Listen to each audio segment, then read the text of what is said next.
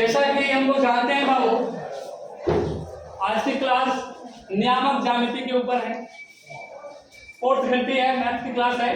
नियामक ज्यामिति के जनक कौन माने जाते थे? ज्योमेट्री और नियामक ज्यामिति का समागम हम जब भी ज्यामिति को अलजेब्रा के माध्यम से, बीजगणितीय माध्यम में जब हम ज्यामिति का अध्ययन करते हैं तो हमें नियामक ज्यामिति का अध्ययन करना पड़ता है, जिसके जनक रेने देकार्ते थे। इनका जन्म कब हुआ था? मृत्यु लगभग 1637 ईस्वी में रेने देकार्ते ने नियामक ज्यामिति का निर्माण किया। ये अपने बिस्तर पे लेटे हुए थे। सुबह काल में इन्होंने छत के सतह पे देखा कि अगर इन सतहों पे अगर कुछ बिंदु का सूचक अगर बताया जाए तो उसको कैसे बताया जा सकता है उस बिंदु की स्थिति को। तो उन्होंने नियामक ज्यामिति गणित की वह शाखा है जिसमें हमें किसी वस्तु का सही स्थान के बारे में बीजगणितीय साधन के द्वारा जानकारी ली जाती है, जिसे हम लोग नियामक ज्यामिति कहते हैं। तो उसके पहले उन्होंने क्या किया कि पहले एक आवर्तीय तलों का निर्माण किया, जिसमें दो अक्षों एक्स अक्ष यानी x o x dash, y o y dash, तो दो अक्षों को परपेंडिकुलरली लंबवत एक दूसरे को गुजारने पे जिस बिंदु से कटती है उस बिंदु को हम लोग क्या कहते हैं? मूल बिंदु। Very good. मूल बिंदु का नियामक क्या होता है? अब ये 4 खंडों में ये तल बढ़ जाता है। प्रत्येक खंड को हम लोग कार्तीय तल कहते हैं। जैसे प्रथम कार्तीय तल, द्वितीय कार्तीय तल, तृतीय कार्तीय तल, चतुर्थ कार्तीय तल। द्वितीय कार्तीय तल में क्या होगा? भुज और कोटि।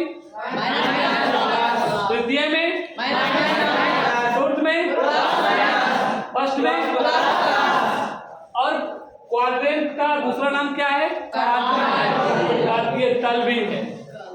इस तरह से अगर हम दो लंबवत रेखाएं से खींच करके अक्षीय निर्माण करेंगे, x o x dash, y o y dash, तो उस तरह से हमने देखा कि यहाँ पर एक्स डैश और यहाँ पे वाई डैश होगा जो कि इस मूल बिंदु की कटेगी। साथ ही साथ अगर कोई बिंदु एक्स अक्ष पे है तो उसमें क्या जीरो दिख रहा है? वाई। क्या दिख रहा है? अगर कोई बिंदु वाई अक्ष पे है तो उसमें क्या दिख रहा है? एक्स। तो उसको जब हम सात्विक रूपों में देखेंगे तो आपको देखने में ये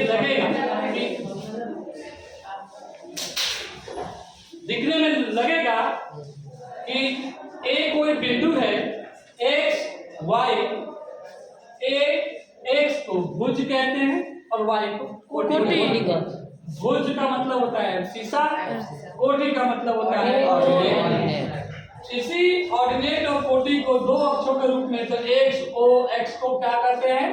ओ एक्स डैश को एक्स अक्ष, वाई ओ वाई डैश को क्या कहेंगे? एक्स अक्ष में चली गई दूरी अर्थात लांबिक दूरी, जैसा कि मैंने बताया है कि एक्स अक्ष में चली गई दूरी लांबिक दूरी की वजह है वाई। ठीक है, क्योंकि परपेंडिकुलर वाई अक्ष हो रहा है, तो वाई में चली गई दूरी क्या होगा? एक्स अक्ष, लांबिक दूरी होगी। तो एक्स अक्ष से लांबिक दूरी वाई अक्ष में चली गई दूरी के बराबर होगा, अर्थात ऑर्डिनेट। क्या होगा? ऑर्डिनेट। उसी तरह वाई अक्ष में चली गई दूरी क्या होगा? एक्स अक्ष में चली गई दूरी वाई अक्ष के परपेंडिकुलर होगा।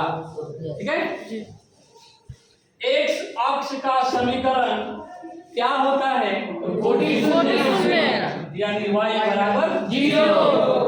यदि एक्स अक्ष का समीकरण लिखेंगे, वाई अक्ष का समीकरण लिखेंगे तो उसमें क्या होगा? एक्स बराबर 0। एक्स अक्ष में स्थित बिंदु से गुजरने वाली रेखा क्या होगी? एक्स अक्ष में ये बिंदु है, इससे गुजरने वाली रेखा है क्या है? वाई समानांतर है। उसी तरह वाई अक्ष में स्थित बिंदु से गुजरने वाली रेखाएं क्या होगी? तो एक ये सारी प्रक्रिया जो ही मैंने आपको ये दिखाया आपके नियामक ज्यामिति अभ्यास 9th स्तर पे समाप्त हो जाती है। आगे हम लोग इसके संदर्भित प्रश्नों को देखेंगे। सभी लोग अपने अपने बुक से वो प्रश्न निकाल लीजिए। प्रश्नावली 4 निकाल लीजिए और निकालेंगे तो सही ना, निकालने के बाद आप देखेंगे उसमें कहता है कि मूल बिंदु के नियामक क्या कहेंगे? मूल बिंदु के नियामक मूल बिंदु के नियामक कितना होगा? 0। आवाज सही से नहीं दे रहे हैं। दोनों अक्षों के समान बिंदु को क्या कहेंगे? मूल बिंदु। तृतीय पाद में यानी तृतीय कार्तीय तल में x और y अर्थात भुज और कोटि कैसा होगा? द्वितीय तल में तृतीय कार्तीय तल माइनस। मैंने आपको उधर ले गया फिर इधर आउट कर दिया। एक बैट्समैन क्या करता है? बॉलर को लगता है कि बैट्समैन आगे बढ़ के खेलेगा और बॉल फेंकता है तब तक वो छक्का मार देता है। तो आपके हमारे हाथों के फ्लक्चुएशन को नहीं देखा मैंने, इधर दिखाया लेकिन इधर हमने रखा। ठीक है, चलिए फिर से कर रहे हैं हम लोग। ये कितना होगा? प्लस। ठीक है, इस तरह से प्रश्नावली आप निकालिए। पहले प्रश्न को बोलिए तो कोई बालक पहले प्रश्न को बोलिए।